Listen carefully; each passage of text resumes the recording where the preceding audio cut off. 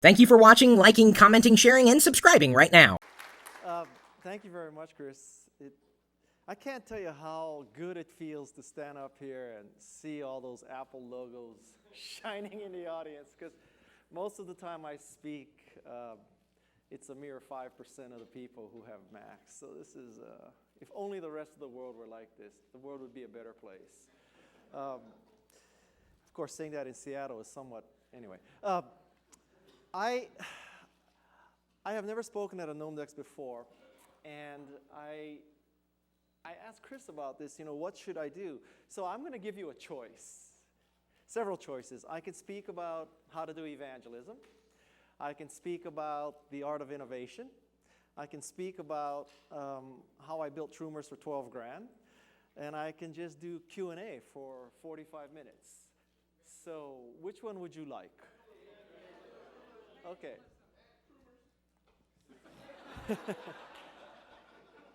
Okay, I heard most people wanted Troomers. Now, okay, so we will do evangelism. And just for the sake of accuracy, I will tell you that I was Apple's second software evangelist. The first software evangelist at Apple was a guy named Mike Boych, and he went on to form Radius, and he also wrote Mac Terminal. And so lots of people think that I was the original one. I'm not. I'm the second one. The way it worked was Boych was the first one. Alan Rossman was the third one, and he really did all the work. I was the second one, and I took all the credit. So that's how it.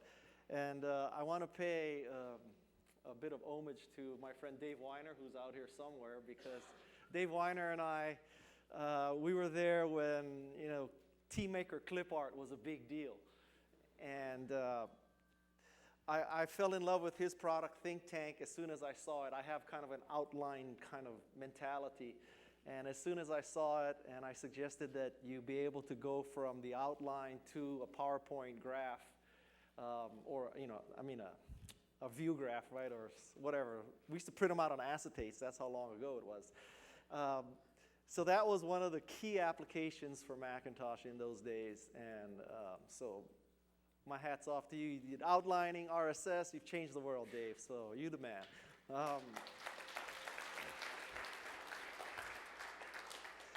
A little known story I'll tell you is that I almost got fired because of Dave also. This was back in about 1987, and believe it or not, people thought there wasn't a lot of Macintosh software. So one day my boss in the Mac division says, we got to do something to convince people, including our own sales force and our own dealers, that there was a lot of Mac software. So I said, well, why don't we go out and buy a bunch of software and give it to all our dealers and give it to all our sales force. So we did that. And I didn't quite have the approval, but I spent about $750,000 buying software from several third parties, one of which was Living Video Text, which was arguably one of the most popular products in the bundle. And at the time, I had a $5,000 spending limit as a manager level at Apple, and I spent $750,000, so I almost got fired for doing that. Luckily, Debbie Coleman, who was the controller of the Mac division, was not there the day that it had to be signed off. But otherwise, history would have been different, because I would have been fired from Apple. I would have gone with Jeff Rakes and worked for Microsoft. I'd be worth $500 million today, and I would own the San Jose Sharks. But other than that, there's been no change. So early in my career, one thing that I noticed watching most high-tech CEOs speak at Comdex and Macworld Expo and PC World and stuff like that was that most high-tech CEOs suck as speakers. The second thing I learned watching them is not only do they suck, you have no idea how much longer they will suck because they don't pay attention to the clock. So early in my career, I decided I would always use the top 10 format for and I will do that today. I'm going to talk to you about the art of evangelism. First thing I want to do is I want to read you this ad because I think this personifies the spirit of evangelism. Let me read the ad to you. A woman is often measured by the things she cannot control. She is measured by the way her body curves or doesn't curve. By where she is flat or straight or round. She is measured by 36, 24, 36, and inches and ages and numbers, by all the outside things that don't ever add up to who she's on the inside. And so if a woman is to be measured, let her be measured by the things she can control, by who she is and who she's trying to become, because as every woman knows, measurements are only statistics, and statistics lie. And I think that is... I think that is the greatest text ever written for an ad. So the point here is that this is evangelism. Evangelism comes from the Greek word of bringing the good news. So let's pretend that you'll be my foil. I'm not going to ask you to put any netting on you or anything. All I'm going to ask you is to say yes. Okay? So the question is, do you have $100? Yes. Okay. And let's pretend that you're a prospective customer. I'm the VP of Marketing of Nike. I ask you if you have $100, you say yes. And I say, well, I have 2 pieces of cotton, leather, and rubber. It's manufactured under somewhat suspect conditions in the Far East. If you give me the $100, I'll give you the 2 pieces of cotton, leather, and rubber. Okay? Obviously, that is not the Nike pitch for shoes. This is the Nike pitch for shoes. Nike has turned 2 pieces of cotton, leather, and rubber into efficacy, power, and liberation. This is the essence of evangelism. So all of evangelism starts with the desire to make meaning. Believe it or not, this is what drove the Macintosh division. We wanted to make meaning. We wanted to make people more creative and more productive. And I think that the root of great companies is making meaning as opposed to money. Now today, or right now, I'm a venture capitalist, and the people who come into our offices and they say, we want to make money, we want to sell for $1.6 billion after 12 months, we want to flip this company into an IPO, those are the people who inevitably fail. Those are the people who attract the wrong kind of co-founders. They attract investment bankers, venture capitalists, consultants, and MBAs, which are the 4 worst kind of people to get into a startup. All right? So the key message that I learned is about making meaning. The second thing that I learned about evangelism is you really need to have a mantra that explains why you exist. A mantra is typically 2 or 3 words. Most organizations create a mission statement. That's a huge mistake. I don't know how people, the companies that you work for do it, but let me give you sort of the way it's done in Silicon Valley. Making a mission statement. This is mission statement for dummies. In Silicon Valley, it is a 2-day offsite. Typically, the offsite is at a hotel that is next to a world-class golf course. There seems to be high correlation between golf course and mission statement. Okay? So you take your top 20, 30, 40 employees to this golf course / hotel resort. Usually, right now in Silicon Valley, the default place is the Ritz-Carlton Half Moon Bay. You hire a meeting coordinator, facilitator, leader. The reason why you hire this outside person to lead the meeting is because nobody on your exec staff can communicate or lead. So you have to have outside talent do this. Not to be sexist, but this outside coordinator, leader, facilitator is a woman, and her name is Moonbeam.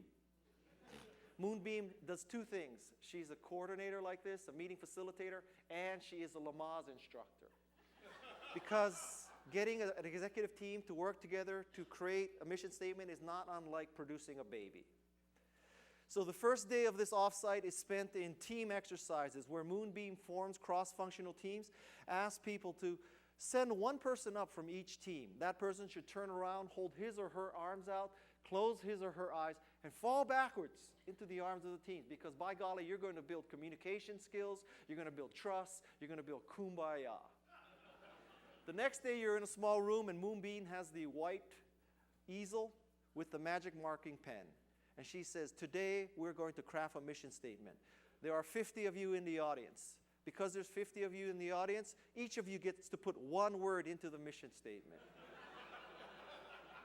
This mission statement is going to be good for the shareholders, the customers, the employees. If HR is there, it's going to be good also for the whales and the dolphins. So you create this mission statement that is largely meaningless, totally unmemorable. This is an example. The mission of Wendy's is to deliver superior quality products and services for our customers and communities through leadership, innovation, and partnerships. How the hell do you like that? All right. I have 4 children. When the children outnumber the adults in a family, when you go from man to zone, trust me, you do appreciate fast food. At our house, French fries is a vegetable, okay? So don't get me wrong, I love Wendy's.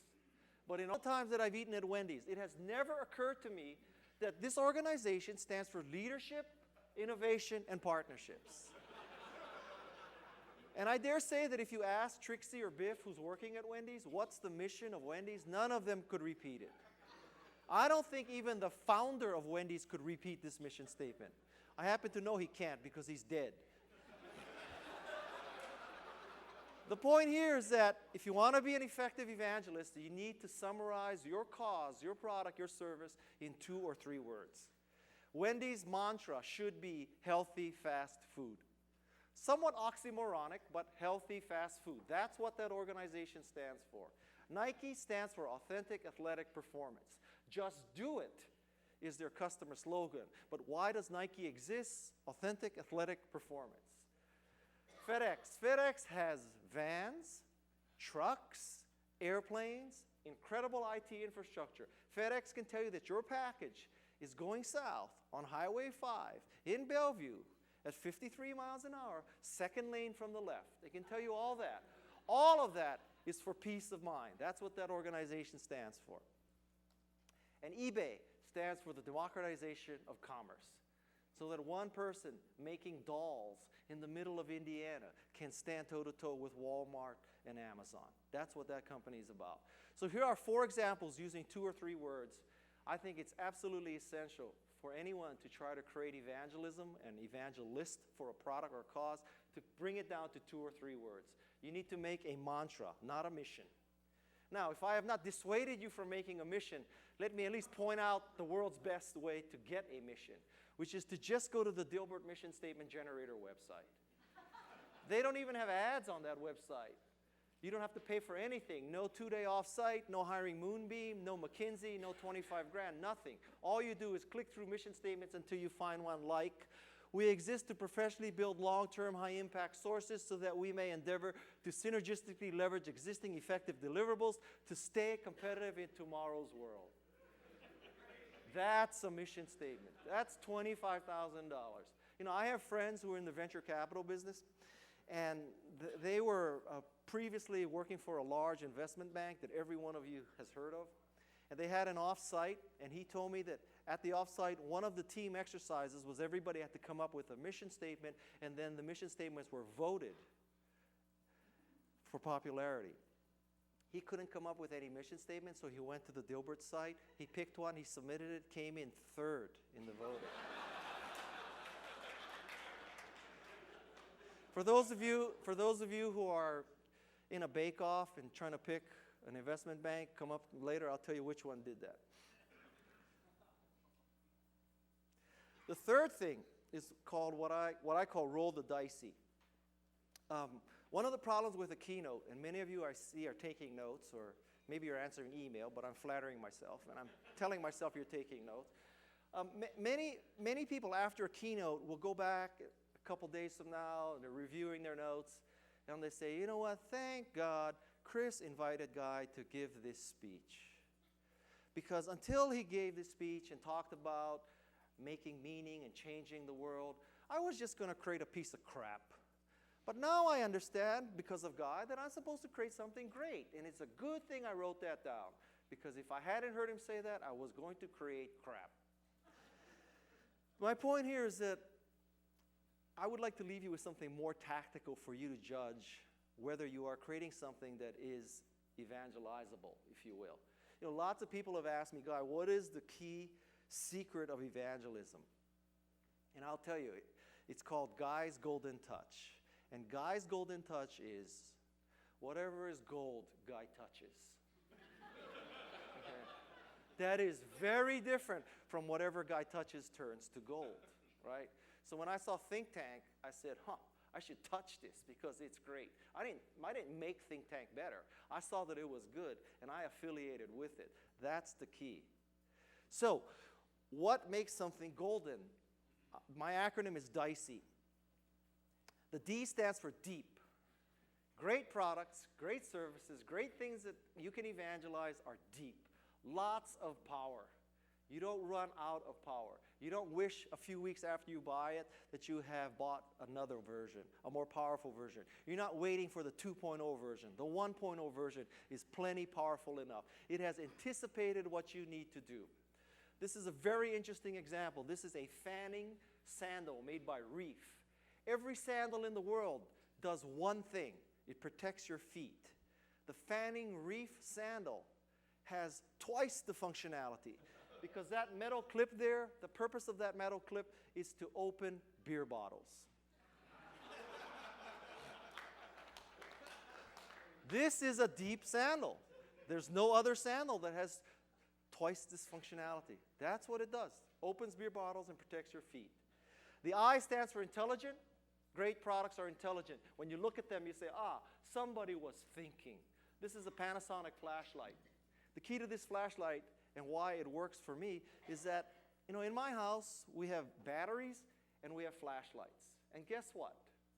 The batteries that are left are the ones that don't fit the flashlight. Because if they fit, they would have been in the flashlight, used and thrown away. Panasonic has figured out that lots of people have this problem, so they made a flashlight that takes 3 sizes of batteries. It triples the probability that you have a battery that works. The C stands for complete. Great products are complete. It is not the digital download. It is not the DVD. It's not the physical shrink wrap. Well, there's no such thing as physical shrink wrap software anymore. But it's not the software. It's also the OEMs, the VARs, the online forum, the tech support, the whole string of fixes and the plugins and the open source stuff and all the stuff that surrounds a product. That's what makes a great product great. It's not the product itself. It is not just the Lexus. It is the service and support you get for buying a Lexus. E stands for elegant. Great products are elegant. When you look at them, you inherently know what to do. You can manage thousands of songs with a wheel. Until the iPod, most MP3 players had 25 buttons to do the same thing. When you look at it, you can say, I can kind of figure out what to do without a manual. And the last E is emotive. Great products, great services are emotive. They make you have strong feelings. You either love a Harley Davidson or you hate a Harley Davidson. You love a Macintosh or you hate a Macintosh. So as you try to create great products that are golden, just ask yourself, is it deep? Is it intelligent? Is it complete? Is it elegant? And is it emotive? Those are the key qualities of something that can be evangelized. The fourth thing is all the marketing you need to know. It's called Niche Thyself. It's a very simple graph. There's a vertical axis that measures just how unique is this thing that we are creating. The horizontal axis is how valuable is this thing that we are creating. Now, you don't have to work for McKinsey to know that this is a 2x2 matrix. And is all 2x2 matrices, you want to be in the upper right corner. Okay, I'll take away the suspense. High and to the right is where you want to be. Let's go through the other 3 corners first. In the first corner, you build something of great value to the customer, but there are lots of clones, right? In this corner, you can make a lot of money. Dell has clearly made a lot of money, but you are always competing on price because you do something important, but so do other people. The next corner is where you create something of no value to the customer, but only you do it. So you own a market that doesn't exist. In that market, you are just plain stupid. This photo is from iStock Photo, and one of these days I'm going to give this speech, and this person's going to be in the audience. I'm looking forward to that day. The next corner is what I call the .com corner. This is the corner where you produce something of no value to customers, and stupid people like me have funded multiple ways to provide the same thing, right? So this is a picture of dog food, because dog food was going to be this patent-pending, curve-jumping, paradigm-shifting, new e-commerce thing, right? Now, the dog food business is fundamentally very simple. You have a horse and you have a dog, okay? You need to kill the horse, put it in a can, get it to the dog. It's very simple business. Very, very simple business. In the middle of this channel of distribution was this stupid thing called a pet food store. Brick and mortar, antiquated, just doesn't get it, doesn't add much value. So all the e-commerce geniuses were going to go and make this transition from horse to dog more efficient by eliminating the pet food store. There's only one problem. Dog food weighs so damn much that it costs more to ship the dog food directly to your house than it would have cost at the pet food store. Hence, there was no value in buying dog food online. And then people like me funded Pets.com, MyPets.com, ePets.com, iPets.com, LastMinutePets.com, DiscountPets.com. There are 16 ways to spend more for dog food online than at the dog food store. This is the .com phenomenon. Where you want to be is in this corner. In this corner, you have a unique product, a unique service, a unique website, a unique piece of software, whatever it is, and it is of great value to the customer. This is where meaning is weighed. This is where margin is made. This is where history is made. This is where everything is. This is the action. My favorite example is Fandango. Because, as I told you, I have 4 children. We love to go to first-run movies. When you go to a first-run movie with 4 children, many of you may not have 4 children, but it is a challenge to get them into the minivan, buckled in, all situated, right? So you really want to know before you go that you have a ticket. Fandango enables you to buy tickets at home and print them off at home. So you skip the ticket buying line. It's a major advantage. And in Northern California, anywhere where I live, this is the only way you can do it, Fandango. So Fandango is unique and of high value. This is something that can be evangelized. Another example, this is a watch from Quicksilver. This is one of the few watches that shows you, depending on where you live, the tide at the moment. So how many watches can show you the tide? If you're a surfer and you really, or a windsurfer, you really want to know the tide, this is the watch for you. This is another watch. I'm into watches. This is a Breitling Emergency. You see that big knob at the 5 o'clock position? That big knob, if you unscrew it, it pops out an antenna, then it starts broadcasting at, I think, 121.5 megahertz, the signal, the emergency broadcast signal. So any airplanes within like 5 miles would see that you're in trouble. This is not something that you do when you take the wrong exit, okay? This is a serious thing. If you are a camper, a hiker, snowboarder, skier, helicopter skier in particular, this watch could literally save your life, and it is the only watch that has this emergency broadcast. This is a smart car. There are thousands of different kinds of cars, right? Every one of them can park parallel. The smart car is the car that can park perpendicular to the curb. If you're really tight for parking, this is the car. This is my last example. This is the LG kimchi refrigerator. What? You anti-Korean? What? So the key to kimchi is 2 things. First, it stinks. So if you put it in your refrigerator, everything else will stink. Secondly, kimchi really needs to, shall I say, age. But it typically needs to age at a temperature that's higher than what you would like your refrigerator. So if you're really into kimchi, if you want the ultimate kimchi experience, you need to buy the LG kimchi refrigerator that's built just for kimchi. LG has also created an LG microwave oven for the Middle East. That microwave oven, unlike our microwave ovens, which have a button for popcorn, the LG microwave oven has a button for shish kebabs. So what I'm trying to tell you is that to be a successful evangelist, it would be very good if your product were high and to the right. It was a unique product that is of great value to the customer. If you want to understand this in political terms, I'm saying that great products, great services, great evangelism occurs when, like our president, you are high and to the right. The fifth thing is that you should let 1,000 flowers, is inflation. Let 100 flowers blossom. This is stolen from Chairman Mao, although I fail to see how he ever implemented this. Now, I learned this lesson particularly at Apple, because at Apple, in the mid-'80s, we thought we had it all figured out. Right, Dave? What would a personal computer have to do in the mid-'80s? Only 3 things: spreadsheet, database, word processor. So which 3 companies would you work with, right? WordPerfect, Ashton Tate, our favorite, right, Dave? And you know, with spreadsheet database word processor, there's MicroPro in there, something like that. But that's it. That's all we focused on because we thought we had it figured out. All right. So then this weird flower appeared on the horizon. And this weird flower was called Pagemaker. Pagemaker was not foreseen by Apple Computer. Pagemaker and desktop publishing was a surprise for Apple Computer. Yes, looking back, we try to reinvent history and say, oh, we knew that was a great market and we knew Pagemaker was going to be successful. But at the time, trust me, we were sucking up to Lotus and Microsoft and MicroPro and WordPerfect.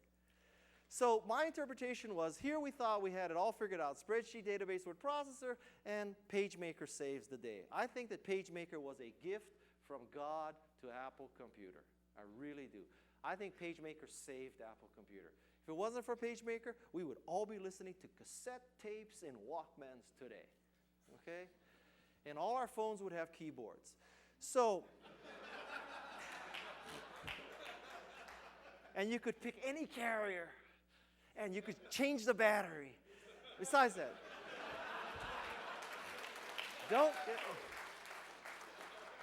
and an app would be a real app. It wouldn't just be a Safari thing. But let's not go there. So, and you know what? I'll also give you a little religious plug. I believe in God. One of the reasons why I believe in God is that after all these years of working in technology, the existence of God is the only explanation for Apple's continued survival. Now, so what I'm telling you in terms of evangelism is, you know what? When you have a product or service and you introduce it, you may think you know exactly who's going to use it. And I think in many cases you'll be surprised that the people that you did not intend to use it are using it, and the people you did intend do not use it. And many companies freak out when this happens. Oh my God. These people who are building newsletters are buying our Macintoshes. It's not the people who are using spreadsheets, databases, or processors. Call up Moonbeam. Book the Ritz-Carlton. We need another 2-day offsite. Why are the wrong people buying our products in large quantities? My recommendation for you, if this ever happens to you, number one is take the money. The second thing is ask the people who are buying your product, why are they buying it, and give them more reason. Most companies do the opposite. They ask people who are not buying their product, why are you not buying it? We promise you'll fix it. Go back to them, having fixed it, and they still won't buy. It is very hard to convert an atheist. The easiest person to sell a Macintosh to was someone who was either already an Apple II user or someone who had never used the computer before. The hardest person in the world to sell a Macintosh to was someone who believed in a false god called MS-DOS. Okay? So, let 100 flowers blossom. You may think you have a spreadsheet database word processing machine. Maybe it's a desktop publishing machine. Maybe it's a presentation machine. It doesn't necessarily have to be what you think it was.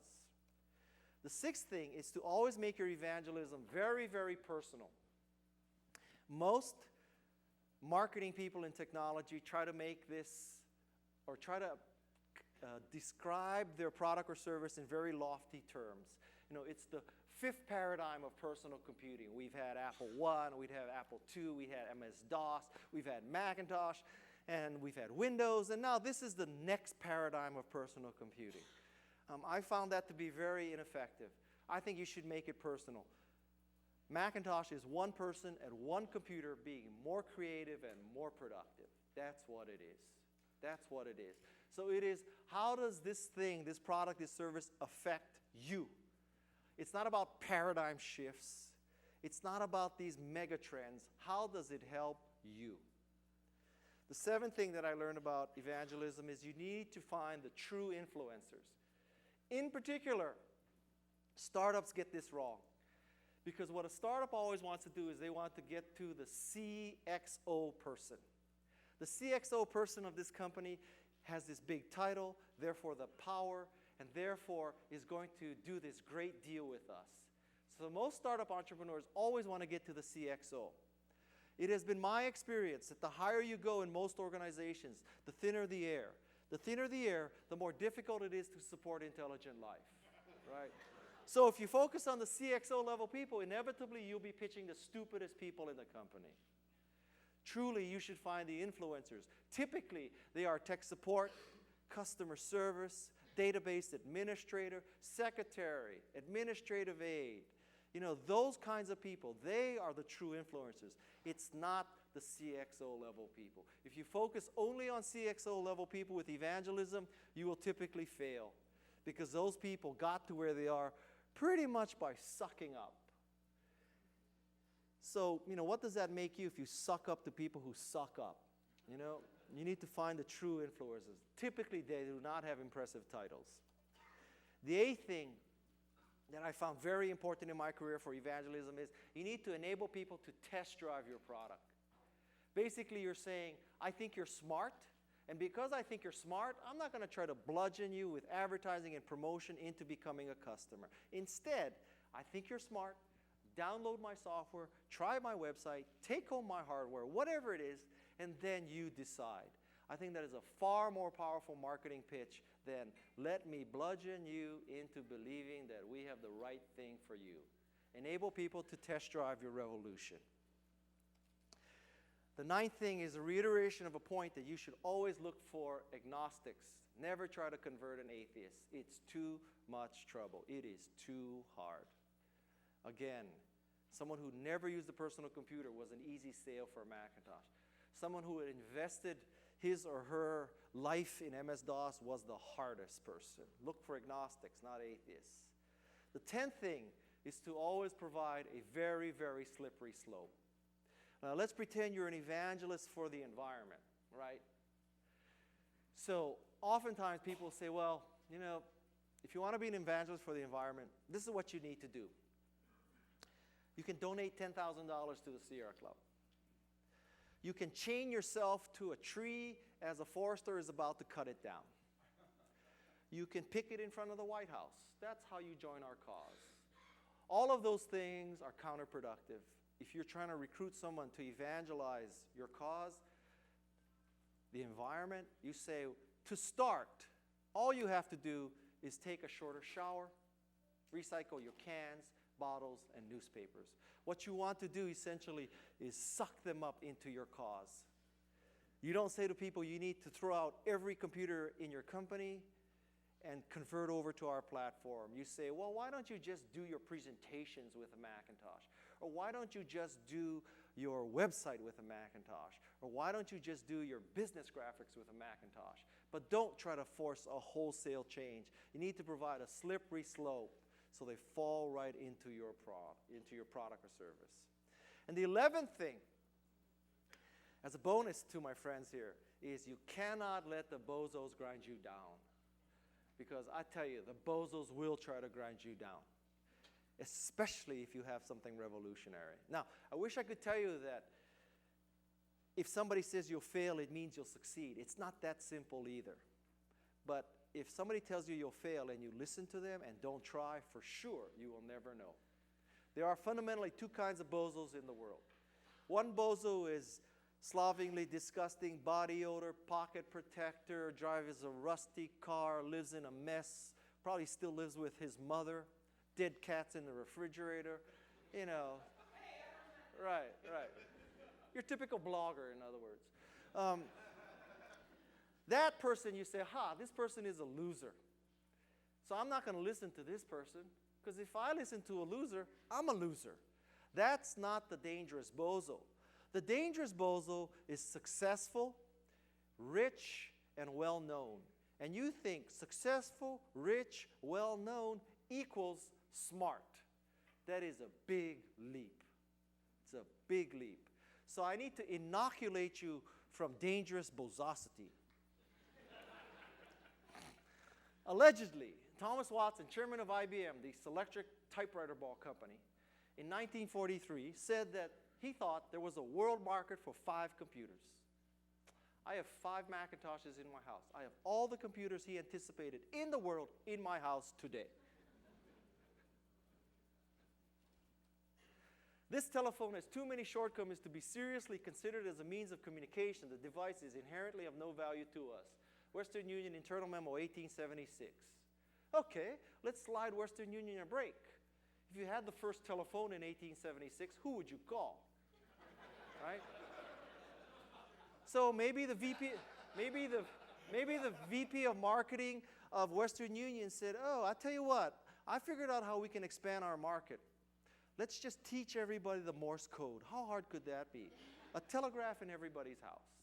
Today, if you ask me, Western Union should be what PayPal is, right? Transfer of money electronically. But it's very hard to go from telegraph to internet if you write off telephony in the middle. The chasm is just too great in Geoffrey Moore's terms. They wrote off telephony in 1876. There's no reason why anyone would want a computer in their home. Ken Olsen, founder of DEX, said this in 1977. Ken Olsen was a stud. He was a great entrepreneur, changed the mainframe business, right? But he could not embrace the next curve because he was so successful on the mini computer curve. It's too far to drive, and I don't see how it can be a business. This is my personal example of bozosity. I uttered this stupidity when I was asked by Michael Moritz of Sequoia, "Would you like to interview for the position of CEO of a company I just funded?"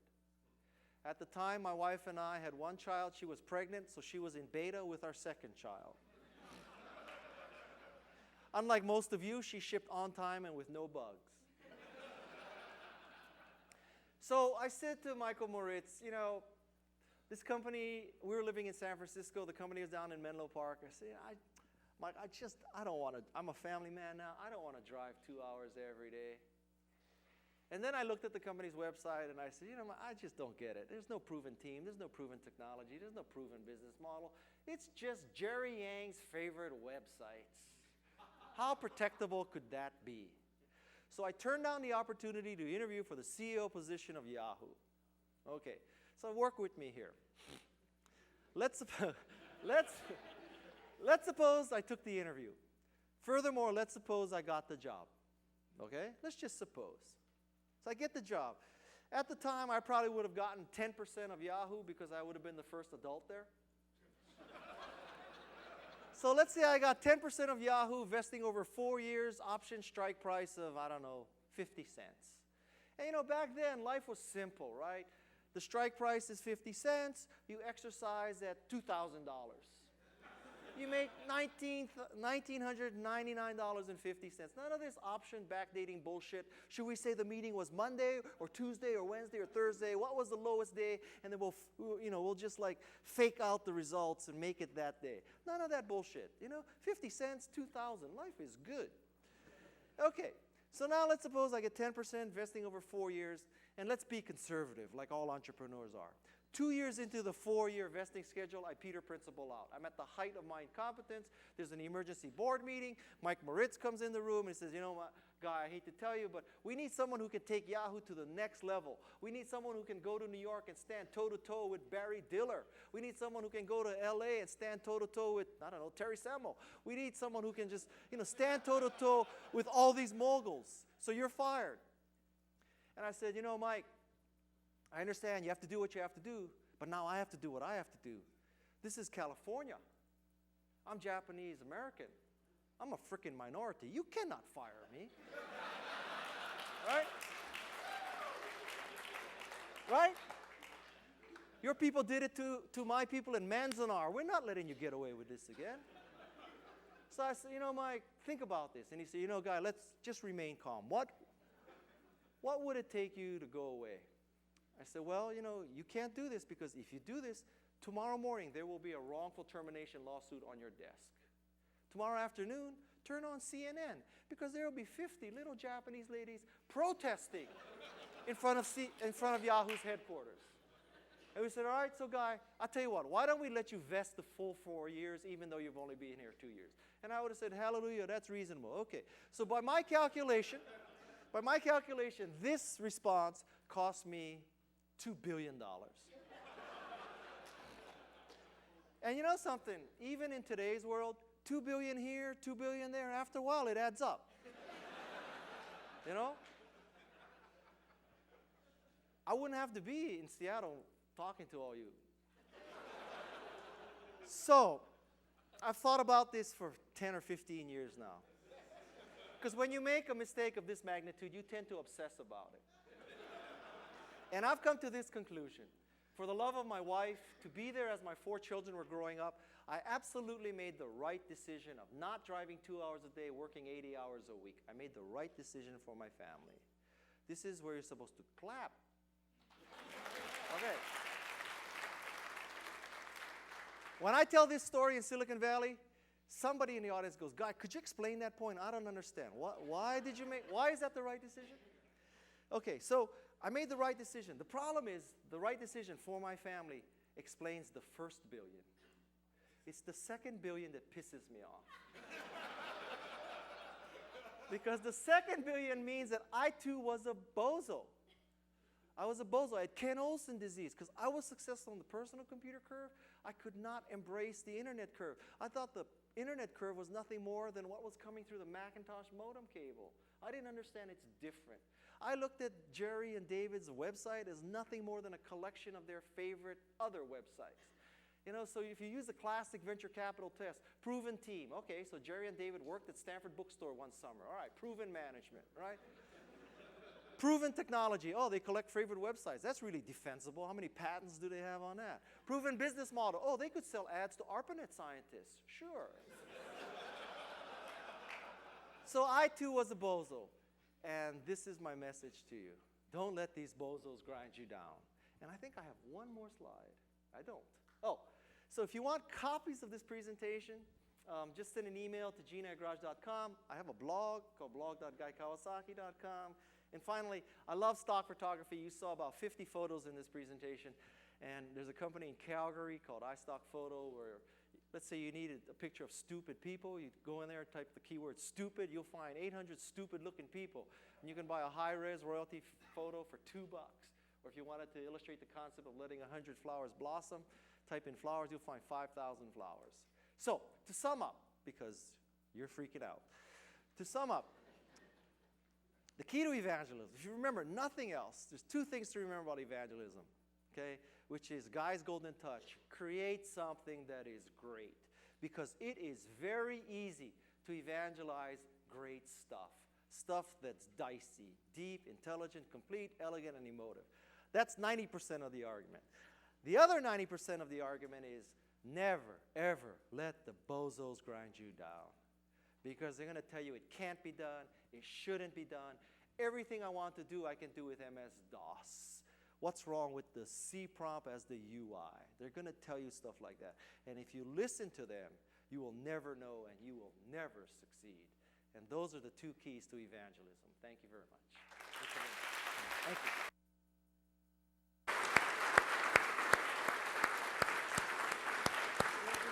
Do you want to do a couple Q&A? Go ahead. You guys want a couple minutes for Q&A? Is that fine, everybody? Is that cool? All right. Yes.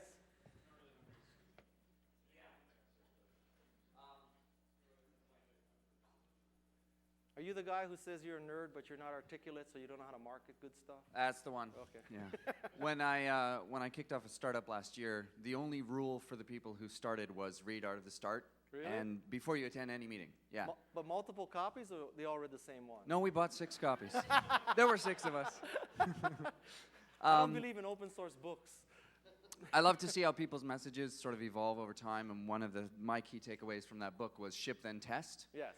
But when I hear you start talking about dicey and you say complete, now I'm getting nervous because it's not complete, and I was just going to go ahead and ship. Okay. So. Ship then test, or as I say, don't worry, be crappy. Don't worry, be crappy is very different than complete. Okay, so complete, I did not say incomplete, bug-free. So complete means the totality of what the product means. It's the software, it's the OEMs, the VARs, the consultants, the string of upgrades, the plugins, the open architecture, all that stuff. That's the total aura. Okay, when Lexus ships a brand new model, I assure you there's bugs in it. Right? So don't worry, be crappy. The concept there is if you wait for the perfect world, if we had waited for chips to be cheap enough, CPUs to be fast enough, color display, Ethernet port, slots. If we had waited for everything to be ready for Macintosh, we would have never shipped. Would have never shipped. And so, as long as you are truly making meaning, if you've leaped curves, if you have a revolution, I think the market will accept elements of crappiness to a revolution. I'm not saying ship crap. Okay, I'm not saying ship crap. I'm saying ship something that is revolutionary with elements of crappiness to it. Very, very different. And I truly do believe that in high tech, the way it works is you ship and then you test. Okay? Remember that. Other than life sciences, you ship and then you test. What else?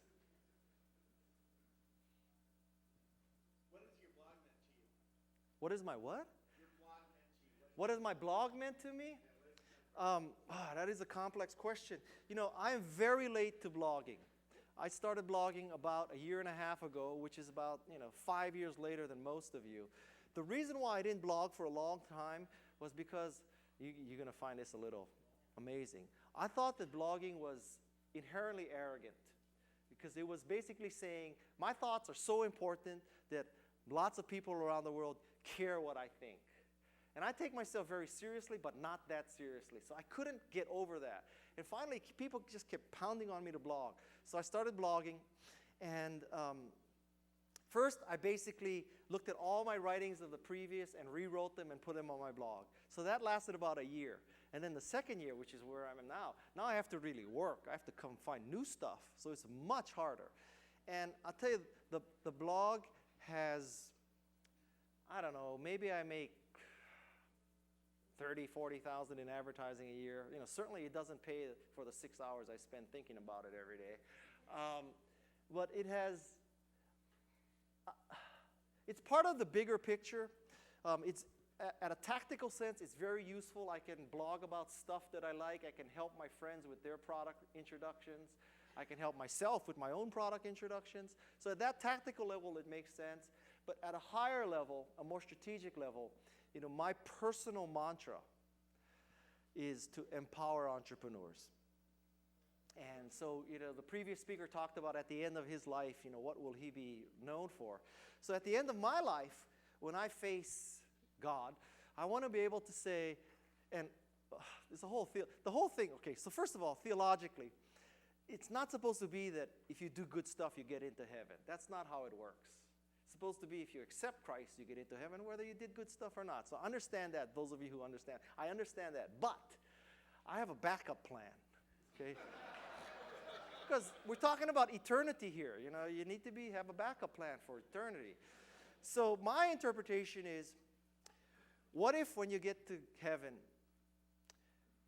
you're in heaven, and then you find out, my God, heaven is a 777 airplane, right? So let's say 747.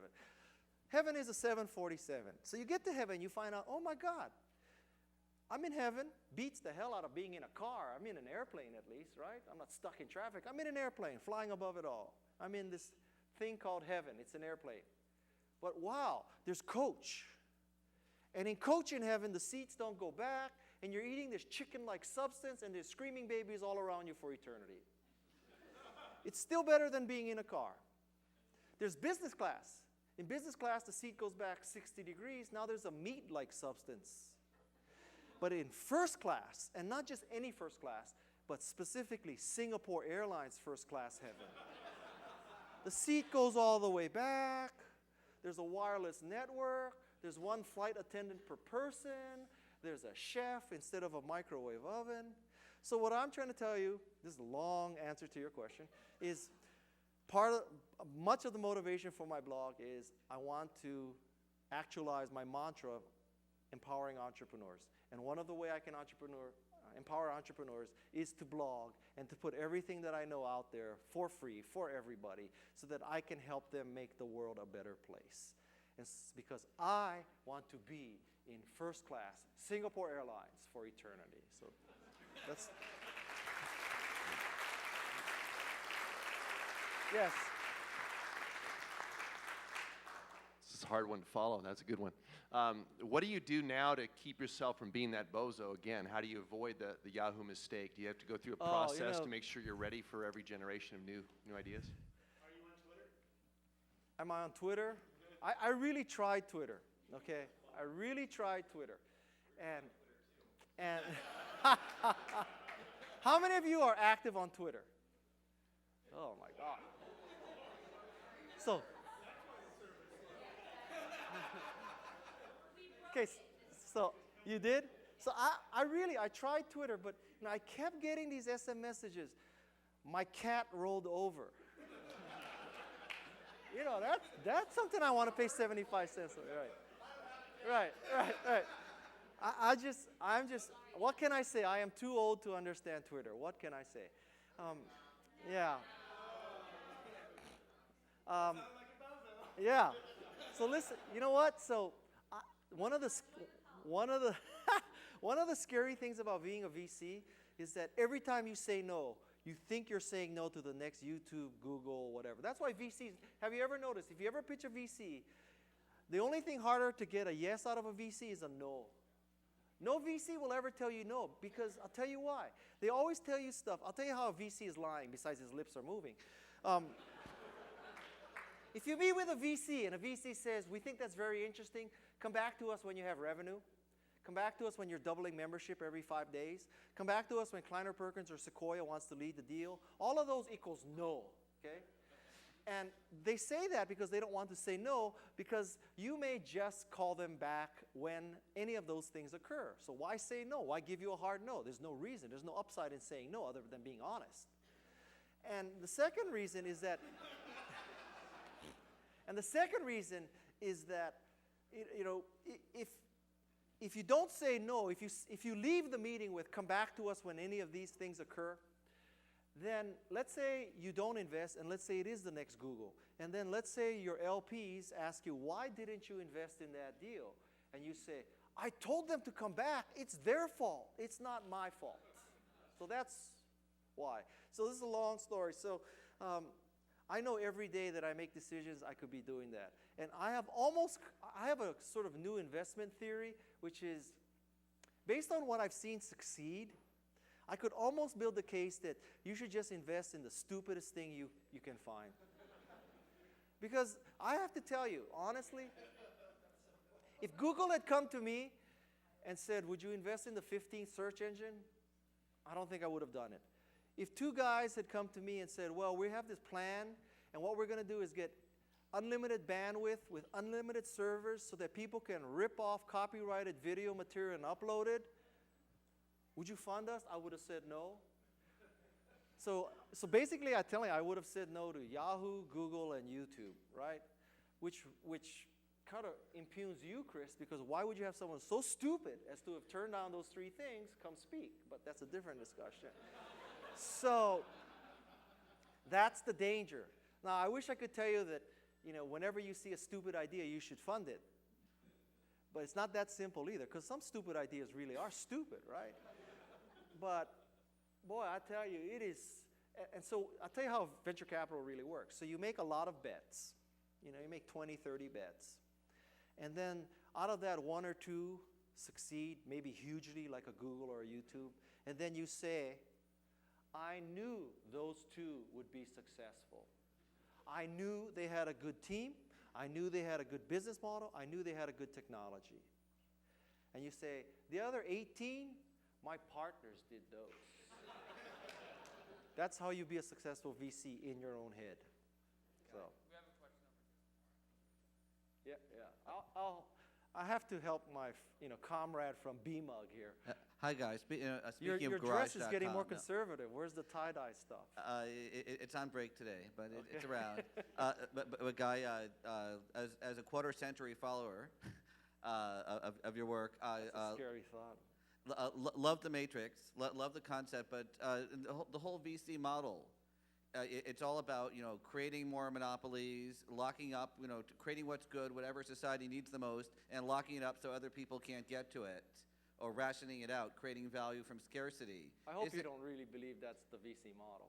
Well, I just came from, talking about end-of-life issues. I came from a conference on aging, and there was, about Boomer Venture Summit. How can we, who can we reward? How can we say, how do you make it as closed as possible? Only go where that upper right quadrant, where you can control the value. Is there a question coming yet? Yeah.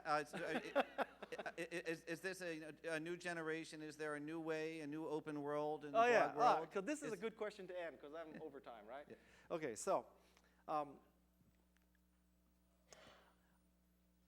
in this crowd, I'm probably the last person in this audience to have recognized this.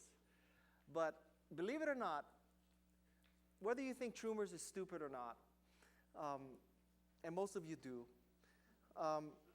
I have to tell you, creating Troomers was an eye-opening experience for me. Because to create a website like that before, I swear, 3 years ago, would have taken 3 programmers, 9 months, $250,000 to $500,000.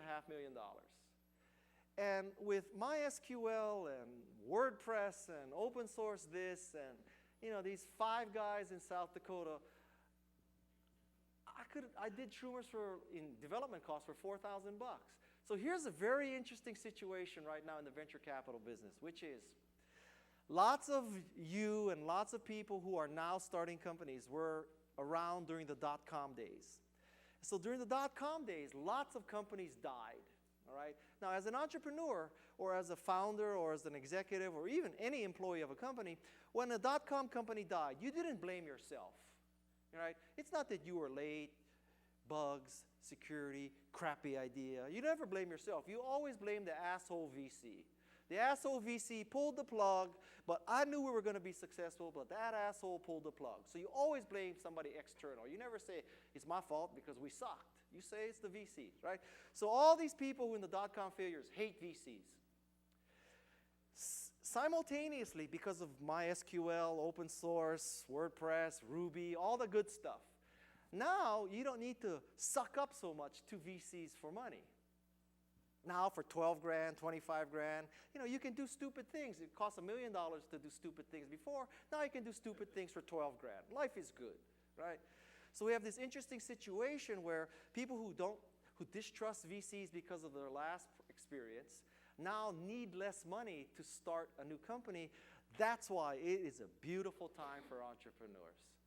Life is good. So now the VCs have to also adapt to this. So now when you come into a VC, the expectation is that using your own personal $25,000, $50,000, you have shipped something. And now when you come to a VC, come to us with a curve that's going like this, to infinity and beyond. Because now we know that for 25 grand, you should be able to at least put the prototype out, and you should at least be able to prove that the dogs are eating the food. And that is just a good situation for all. So life has definitely changed for the better for entrepreneurs. Do we have time? It's your conference. Okay. Yes. Guys, this is a question really for everybody. I'm a big believer in give then get. So if someone wanted to get a small amount of your time for a lunch or coffee, what would you like them to do for either you or a favorite charity to help kind of advance the world? Small request. So the question is, what would I like anybody in the audience to do? What charities, organizations, or project would you like people to support so that when they come to you asking for something? Oh, I was going to say the Living Trust of Guy Kawasaki. I would like you to support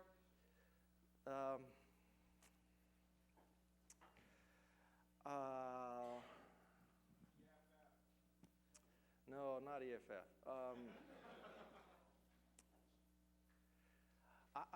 My wife and I support an organization that helps Ethiopian women, because Ethiopian women it's a real bummer being an Ethiopian woman. First of all, there's genital mutilation, and secondly, they spend 8 or 10 hours carrying firewood, 25 miles a day. So there's an organization called the IJM, International Justice Mission, which that would be the one that I would like to support. Okay? All right, thank you very much. Thank you very much. Am I hot?